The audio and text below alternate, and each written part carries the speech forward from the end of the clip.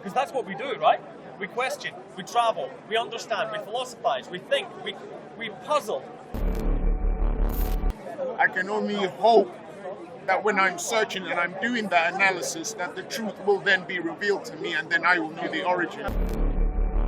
So when you go to Cape Canaveral and you see the space shuttle taking off, you are awe-inspired by what you see.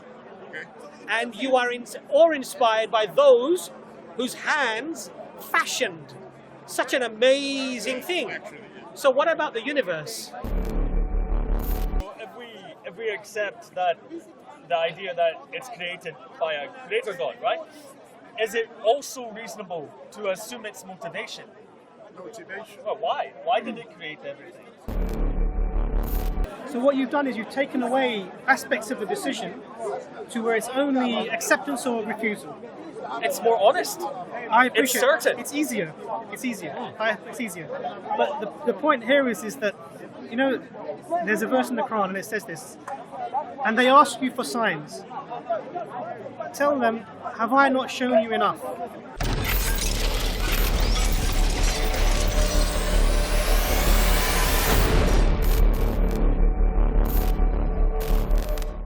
So if you live a good life, it might affect people that you cared about in life, and their life will continue to be better because of that. Sure. So you could look at it that way. I understand. But then again, ultimately they will die as well, and whatever they experienced or not would again be unvaluable or have no real meaning. So whether I mistreat somebody who then goes on to have a miserable life, and also their consciousness ceases when they die, my mistreating them and their bad experience would actually have no impact upon ultimately anything. Because, so I understand. I'm just making the point that I'm making is if you remove God from the equation, actually you remove all morality, ultimate morality, you remove all objective morality they call it, or you remove all ultimate value that we would place in things. Because it's just arbitrary, it's just temporary, it's just temporal. Now the flip side of that idea is when you die, your consciousness doesn't cease. And it continues. And it continues ad infinitum, so it goes on forever. Your consciousness will continue even after you're dead. So your soul is inhabiting. So the Muslim perspective, okay, sorry, you're talking of the soul. Okay. So an explanation for consciousness would be, a theological explanation would be that if this is the software to the hardware. Okay, do you understand? I get it. And if you remove the software, the hardware, anything can happen to it, but the software can carry on. And in fact, we're told that the body is like the clothes that you wear. It's the clothing for the soul. That I understand. When you mentioned soul, I so you, as our concept of you, is not the outwardly body that we see, because this will be consumed by worms in the grave, right? It's something else, which is the soul. The soul, and that which is what is you. you. The soul is the consciousness as well. Right. For us, we believe that that's what generates the consciousness that we see. It's not a question that's answered yet, scientifically speaking or philosophically speaking. It may not be answered. It's a very hard question. So, but our explanation for that is that. So the flip side is if you die and your consciousness carries on, as all of the cultures as we know, have believed. So all societies virtually have said, yeah, either you reincarnate or something happens to your soul and you go to the hell or heaven, or in all the cultures that you go back to. So this concept that somehow I am my body, it doesn't exist. My body will cease and I will carry on. So when the Muslim carries on as consciousness, as the soul, are they physical in any way? Or they're just, what are the spirits? That's a great question. I just want to make that point about this. So the other side of it is if your searching was without purpose and your consciousness, when you died, you didn't arrive at a conclusion and rejected your creator, for example, and then you go on forever, what is the consequences for you in this forever? That's the question. Is that limbo? So we would have to read the text and see what that would say. So it could be a state where you're judged, or it could be a state where you're punished, it could be all sorts of things. So what you need to do for yourself is, I would say definitely have a goal. Definitely search with an end in mind. And the other part of it is that know that there have been no societies, until very modern society, who believe that when you die, that's it. No one has believed this. This is a sort of modern concept. But if you're going to do Pascal's wager, and you know Pascal's wager, if you lived a religious life, and you were good, and the world ends, and your body ends, and your consciousness ends, you've lived a good life. You've kept away from the things that would have harmed you, that harmed society, harmed your fellow man, and you've kept yourself healthy and fit, and you've been good. You end, although that ultimately has no meaning, it's still a good life. Now, if you rejected the Creator, and you live your life however you want because you believe that your consciousness will end when you die, and then it doesn't end, then you're bearing the consequences of having lived that bad life. Bear the consequences. And that consequences could be anything. Hellfire, punishment, whatever that might be. So I think it's really important. Potential counterpoints. I'm sure there are. That's Definitely needs to be said. I would say with this idea is that you can live a life good by the way that you judge it, or you could follow other people's systems of what is a good life, such as the Muslim system and such. Right, it has a prescription of what you should do for it to be considered good or holy, whatever it is. Right? Now, you could do that, you could live in all those ways, potentially without accepting the axioms of there being a creator God, a created you, and there's heaven. You could live that way without accepting that. But presumably, if you don't accept that, you will still be punished for that. And if that's the case with the Pascal's wager case, and if that happens, I would be disappointed if that was the idea of God, that it would be that petty. Now, there's obviously different ways of looking at it. That's one perspective. Other people would say, no, that's justice. It needs to be that way. It's difficult to say. But you understand me? You can live a life like this that doesn't harm others, that's good for your soul, and all this stuff. You don't need to accept those axioms. If you go to hell, well, it's not that fair. Let me give you the counter to the counter. Sure. So that's a really good point you make. So why not live the life and forget about God? Right? Okay, so let me give you that. I'll give you an analogy of this. You don't need to forget about it, but it's, from my knowledge, it's important for various religions that you have to say, I believe this. And I'm not questioning that. Okay. So I'm not talking about the saying, I'm talking about the accepting the Creator. So, and your actions are with your limbs and with your words. No one knows what's inside you, so you have to make the action. Yeah? So that means accepting the Creator. Now, let me give you an analogy. There's a guy, he's absolutely rich, gives loads of money to charity. Every year he builds 100 orphanages. He's always doing philanthropic work, well-respected, famous person who's just known to be this really, really great guy. And you're a journalist, and you say, you know what, I'm going to go and find out how this great person grew up and how he got his great morals and how he learned how to be who he is, because I think it's really important that we give this type of upbringing to other people to create these great, good people. And you find out, he has parents and their parents are living in a certain place. So you go to that place and you're looking for his parents. And what you find is you get directed to a little hut, and in the hut is a very old man and old woman, single room, clay stove in the corner, hole in the roof for the smoke. And you say, are you such and such parents? He says, yeah, he said, he's our son.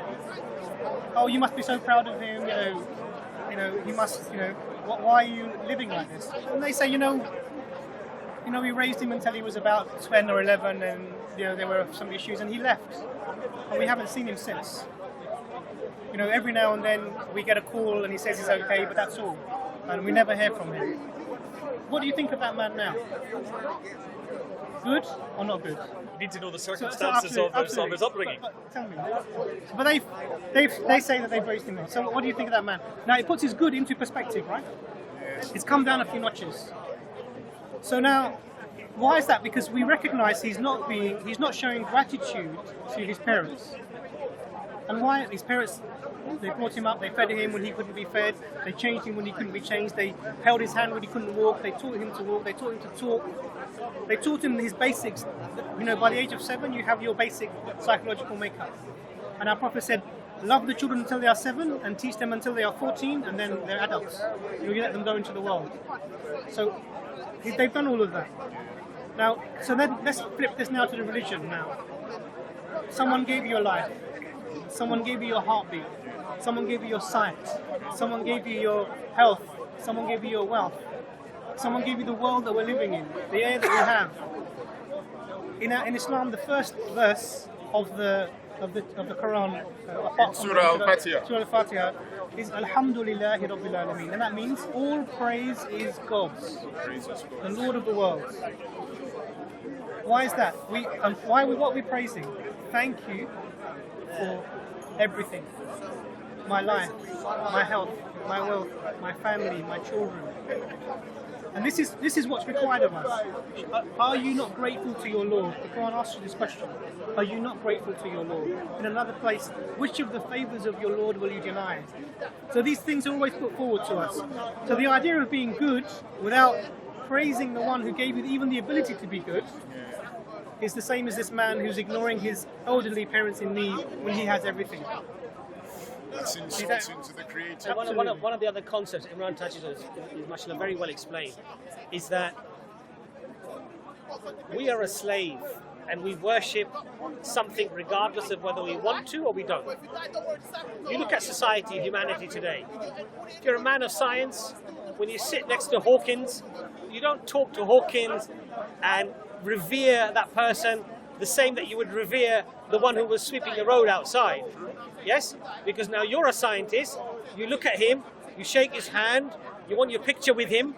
This is a form of, well, you could say worship, you could say, holding him in high esteem, showing gratitude for his input of what he's given to you, right? Etc., etc.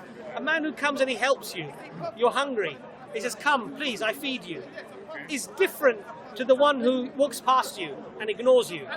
So we worship Allah, we revere Allah, we accept Allah just for the fact of who Allah is. The majesty of Allah is such. So when you go to Cape Canaveral and you see the space shuttle taking off, you are awe-inspired by what you see. And you are awe-inspired by those whose hands fashioned such an amazing thing. So what about the universe?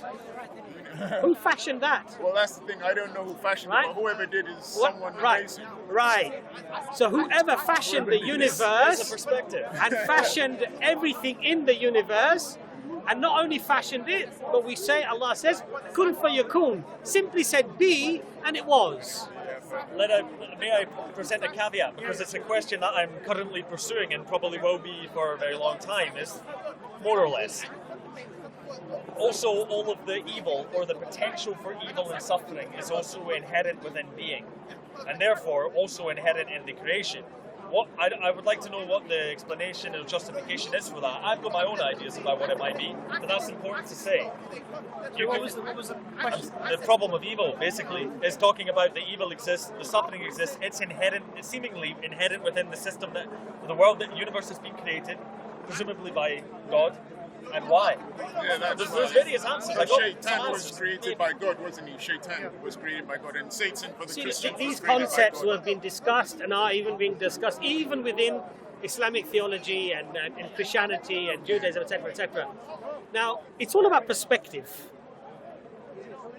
Now, if I were to show you, and you weren't medically trained, and you hadn't seen this procedure before, I show you a woman, suddenly a man comes with a sharp implement and he cuts open her stomach, and you're witnessing this, and you would obviously take a step back and you would be horrified. How brutal, how vicious, how horrible this act, how violent this act is. But if now a doctor, a person of science, knows that this woman had a breach during the birth, and in fact the surgeon has actually saved her life by what would appear outwardly as a harmful, a violent act of cutting her open, but in fact he's been merciful to her by conducting what he conducted. Now, I'm not saying this necessarily answers the whole concept of evil, but what I'm saying is that we have to, as human beings, be careful, and I have mentioned this, and I quote a brother who mentioned this, is that we have the pixel and Allah has the picture. Our perception of something that we may perceive to be harmful or to be bad, in reality, in the growth of humanity, the growth of our own souls, and the turning to God as a consequence, may actually result in something far better than the evil that perhaps we may have witnessed. You see my point? I see your That's point, my yeah. perspective, but Imran will probably have a better... I want to be able to see the whole picture, and I just have that one pixel piece yes, of that one pixel. right. I want to see the whole Imran may have a better I'll example. give you a thought experiment. So we talked about agency, judgment only if you have the ability to make choices. If you don't have this free will, then you can't really be judged. So one requirement for being able to be judged by any being is that you have an ability to make a choice. So let's do a thought experiment. Let's make a world, and this is your philosophical, you probably come across this argument. So let's make a world in which there is no evil or suffering at all. There's no choice. Ultimately, it's an amoral world. Everything, and even there is no good either. That's right. Because everything is. So as soon as I think a bad thought, it changes. If I were to try and stab this person with a knife, it becomes a butterfly. If I were to jump off a cliff, I would start to fly. In that system, I'm bereft. I've taken the choices are taken away from me. I become a being that has no choice, and I can't be judged. I have no moral capacity. Flip it the other way. Let's take a world in which only evil happens. Everyone is killing each other, everyone is raping each other. No one can do good. There's no way of judging it. You cannot judge that system. That's Same right. way. Why? Because there is no choice for the individual there. If he tries to give you a food, it will automatically be turned into poison. If I try and hug you, I'll end up giving you a choke and I'll be killing you. There is no way to make a good choice. So there's no such thing in that. So the only system in which you can have moral judgment of a creature is if that system within which that creature is has both good and evil within it. Yeah, I agree with this. And the way to think about it is, if I have a blackboard and I get a black chalk and I make a line, will you see the line? Yeah, you would. If I have a blackboard and yeah. a black... Oh no, you won't see it. anything. You won't see anything. No, But sorry. I need the black to make the white line seen. So you need the good to make the evil apparent. Contrast from the two. Absolutely, and you need the evil to make the good apparent. And what's interesting about that is this dichotomy seems to be necessary to see the whole. Absolutely. We're living in a very paradoxical world. They cannot be good without evil. They cannot be nice Because without there's nothing to measure against. yeah, Nothing to measure You know, brother, fundamentally though, these very deep philosophical questions, I'm not saying that they're fruitless, but what I'm saying is that, a child, a 2-year-old, that sees a ball land in front of it, looks over its shoulder to see where the ball came from. It's intrinsic within that child. Nobody taught the child. So when Allah says in the Quran, did this universe give birth to itself? It's asking the child, where did the ball come from? You see my point? It sounds a lot easier when you put it that way. Yeah. You understand? Yeah. And so the universe came into existence. We know it came into existence. If it didn't and something else physical brought it in, then it must have come into existence. And if that was not the first cause, then there must have been something that brought it into existence. Ultimately, Allah is telling you, use your brain, man. Why can you not see that all of this has come from something? You understand? And just as a child doesn't need a reminder, the fitrah does not need the reminder, but you just need to uncloud the fitrah. Yes. And then you see where the ball has come from. Because I feel it's coming from somewhere, but I don't know where it's come from. Like So let's take that and assume it's right? That we see something and we infer the cause. It's still an inference, right? And it's an inference about an entity that's not human, right? It's God, right? So we're applying the rules that apply to this universe upon God. That might not be the case. You know what I mean? If you throw a ball, it has to have someone throwing it. But if the universe is a creation, does it need to have a creator? I'm not sure the same rules would apply. That wasn't actually the point I wanted to if make. the universe has a creator, is a creation, does it need a creator? Yes, it would. I remember it now. Okay, let's say that that's the case. This is what I actually wanted to say. That doesn't actually tell you anything about the nature of that God. Yeah, I agree. I agree. So the later We agree. knowledge about what this God might be and want and etc. maybe is less certain. So remember, just to that's a really good point. That knowing that there's a creator doesn't give you information about the creator itself. How will we find out about the creator for us? But you find out through the Quran and Hadith. So what is this? So the only way we can know is if the creator tells us. I can't find out something about the creator who is outside of the universe. Something that the creator doesn't tell me. I have no access to get that information. So remember I mentioned 124,000 prophets have come across the world? So this is the creator telling mankind About himself, about the creator. Okay, now I'm getting confused. I thought he was telling us about ourselves through the fitra. So the fitra is our internal understanding and acceptance that there is a creator. There is a creator. But this doesn't tell you about the creator. He doesn't tell you.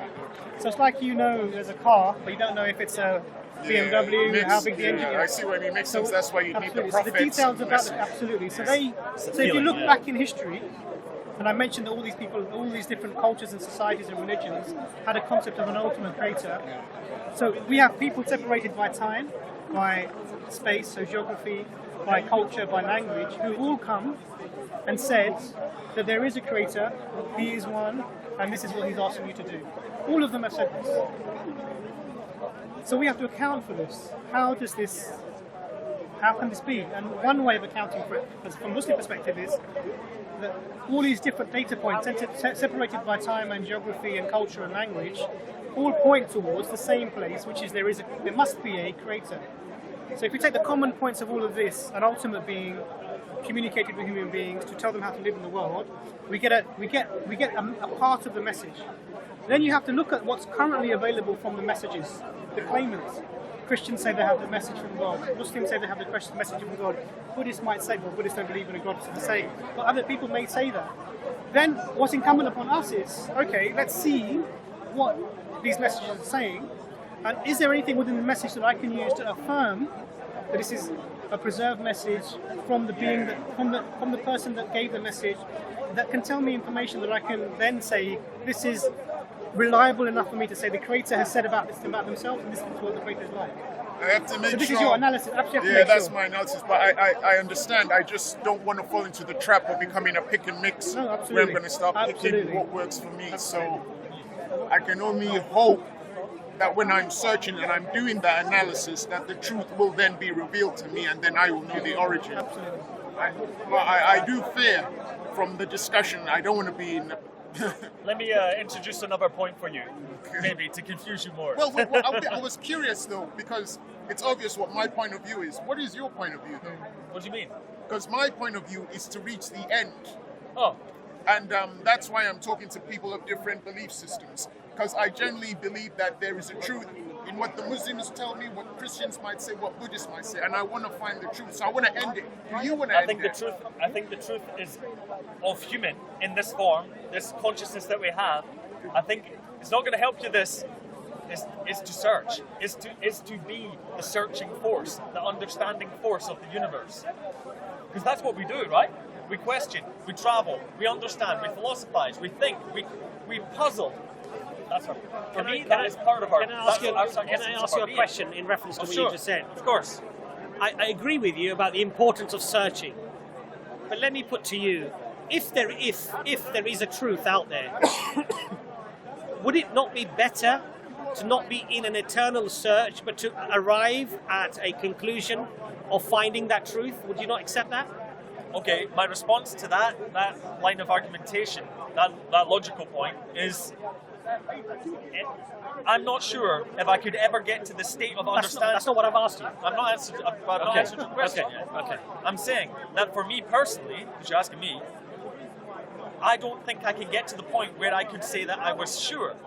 I don't think I would be honest. I'd have to be 100% sure, or I wouldn't want to say it. You understand? But have you looked at the evidence for the claims that are being made by the Muslim, by the Christian, Yeah. by the Jew? So what do you find in Islam, for example, that actually takes you away from being convinced or rejecting it?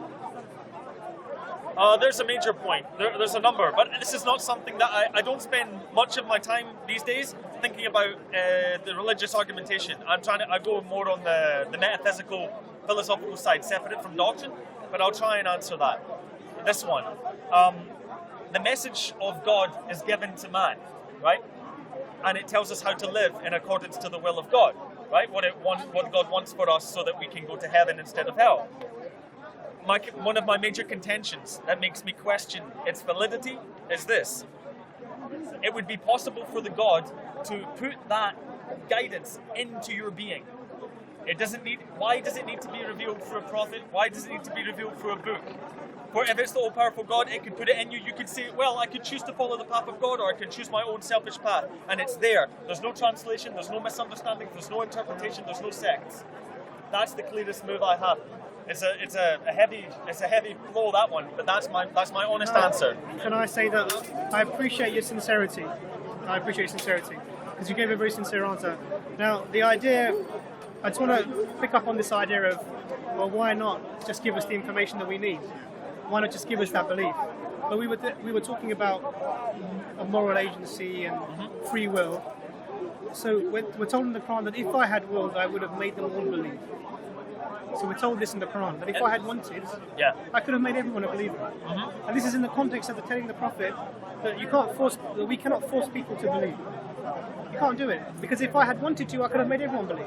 It's a choice, ultimately. I asked that about 30 minutes ago. Sure. Why didn't he just feature and make us just start working? He thought it was a good idea, and then he thought, I'll bring it in later. My key point there is that it would still be a choice. You would have all the information without needing to understand Arabic, for example, to get the true Quran. You would have it within you. That's my contention. You would still have a choice. So I understand. So what you're removing actually from this scenario, you're removing any idea of a real, in the sense that if you're standing in the road and you see a car coming towards you, you can see the car is coming towards you. You're left with two simple things: step out of the way or stay in the road, right? The choice is not to believe in the car coming or not coming. The choice isn't to believe that this is the road or not the road. So what you've done is you've taken away aspects of the decision to where it's only acceptance or refusal. It's more honest. I appreciate it's certain. It's easier. It's easier. It's easier. But the point here is that, you know, there's a verse in the Quran and it says this, and they ask you for signs. Tell them, have I not shown you enough? So I believe that this thing that you're talking about, make it clear for us. We're in that place. I think it's clear. You come from a biological background. Well, biology background, not biological background, all biological. Hopefully, yeah. You're not an alien. Okay. If you look around, I mean, biology is amazing, especially when you get into biochemistry and you get into the nuances of what's happening even in organelles. It's very complex. Absolutely complex. And then there's quantum physics behind it all. Absolutely, this world is amazing. There's no way I could ever, for me personally, forget the scientific arguments or philosophical arguments. From my fitra perspective, this is never going to be a mistake, an accident, a hapstance. Okay. It's never going to be that. And so for me, when I speak with people who sort of, I'm not sure, look around. And there's a verse in the Quran, also just another verse in the Quran that says that I will show them signs in the horizons within themselves, until the truth is manifest and they know this is from the Creator. So we have our signs, we have our information, we have our pointers, and it's all around us. But it's a choice that's required for us to make. And you're given sort of a blank slate almost. The fitra is there, and then you're given, be in the world, look around, and you come to your conclusion. I mean, have you read the Quran at all, William? I read about 60 pages of it. Really? Yeah. From the start, 60 pages. The from first the 60 start, pages. To wherever that goes, yeah. No, have you read the Quran, Chris? I've never finished it. I've been reading it, but then I get distracted by looking at the Have Sharia. you got copies of it? I'll give you some copies. I've got one. Because I get distracted. Can I with just the- touch on your point as well, what you said, in terms of why did God not just instill this information in us, program us, you know?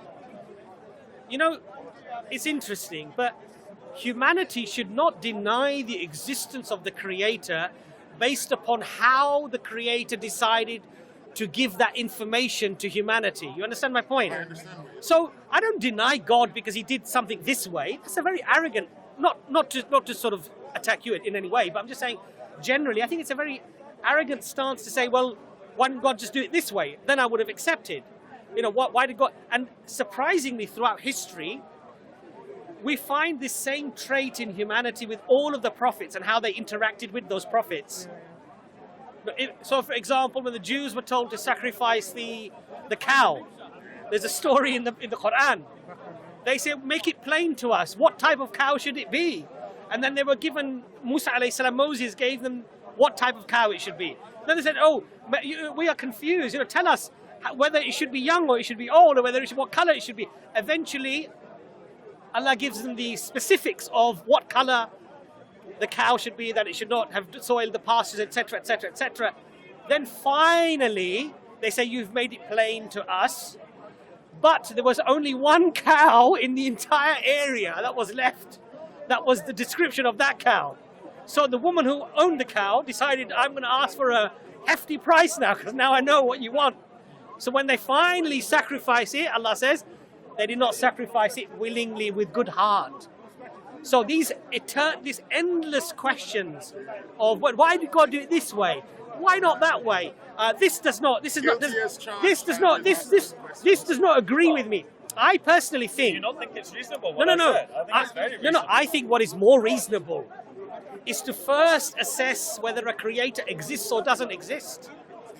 And so when you say to me that just because we see a consistent rule through the universe of this contingency, of dependency, and that why should we apply this rule on the universe itself, I would argue the flip argument, which is that why shouldn't you? When in science, if I boil water and it boils at 100 degrees centigrade, and I perform the experiment 1,000 times and it boils at 100 degrees centigrade, is it not reasonable for me to then assume that water will generally, if it's the same water, will boil at 100 degrees centigrade? But the person who says, no, the universe could have just come from nothing, is telling you, I know you've done the experiment 1,000,000 times and it's always boiled at 100 degrees centigrade, but it could boil at 105. You understand my point? I'm not saying that is necessarily evidentially provable that God exists, but I'm saying, is it a reasonable assumption to make? More than reasonable. And I would say it's a very reasonable assumption to I would say make. it's reasonable, but then maybe we're all biased. Yes, but you could argue that, but you're not Muslim. No. You're not a person of religion. You've arrived at the same conclusion, that it's quite reasonable. And this is what I say to people who are atheists, that my stance of saying that the universe is contingent and that it needs an explanation, and one of those explanations is a rational explanation, which is that something uncaused brought this universe into existence in contingency, is an unreasonable argument to make. And I don't feel that it's an unreasonable one. Okay, so if we accept that the idea that it's created by a creator God, right? Is it also reasonable to assume its motivation? Motivation? Well, why? Why did it create everything?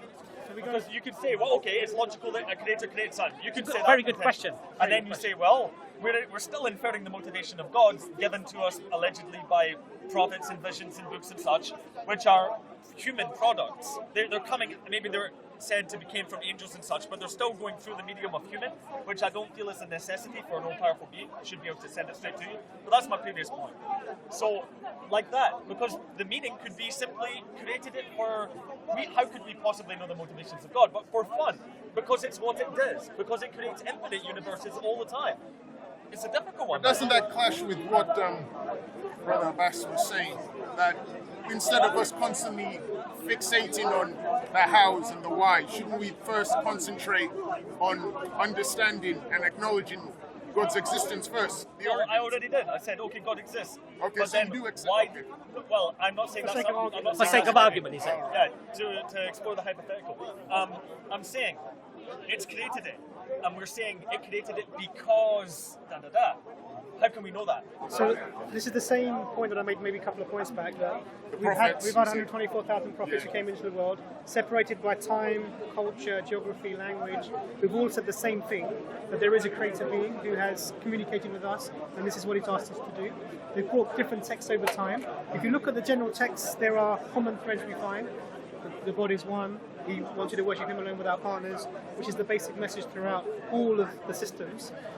And if you want to know about our purpose, then that's the place to look. But if before you do that, you need to verify that information. Is this reliable? Is it preserved? Is it from the person who's made the claim? Is it possible to be reliable about such ancient stories?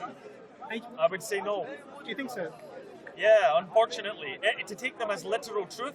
But my perspective on old mythological stories are that they have a purpose. They have a purpose to guide us in life. But for me, it doesn't mean that they are true in the true sense. There's a being of God, but the meaning of them in your life can be true. Like it'll help you live well. Interesting That's what point, I mean. which ties in the whole Quran. Is it literal, or there's some parts which are allegories? So, both. Oh, they're both? Yeah, there are some parts which are. So the Quran says there are some verses in the Quran says this itself. We have revealed some verses which are clear, unambiguous, and there are some which are ambiguous. Okay. The people with bad intention in their hearts, I'm paraphrasing, they will focus on the ambiguous and they will misguide themselves. So the things that are clear are clear. The Lord is one, worship Him alone without partners. They're all the things that we need to know to get. One of the things that Allah touches on in the Quran, you know, Quran chapter 40 verse 57, Allah says, indeed, the creation of the heavens and the earth is greater than the creation of mankind, but most of mankind do not realize it. Allah mentions this not realizing it, not appreciating it, not understanding it many, many times to let the human being realize that your faculty to reason and understand is very limited. So, see, for example, as I was explaining to you, when I see the surgeon cutting open the woman, if I just see that, my perception of the surgeon and what he's just performed is going to be shaded in relation to my ignorance of what was happening, right? But if it's made clear to you that this is what is behind it, your perception completely changes. Now, we believe as Muslims, there are many things that haven't been made apparent to us in their entirety. However, we believe that what is essential for us to attain God's forgiveness and His paradise has been given to us. So this concept of analysis and analyzing God could, quite frankly, be an endless task. So even if, for example, your notion of why did God not just send this down, if it was answered, let's say, categorically, this is why we didn't do this, you would find something else. That's scary. And if that was answered, you would find something else. I wouldn't want to be that kind of person.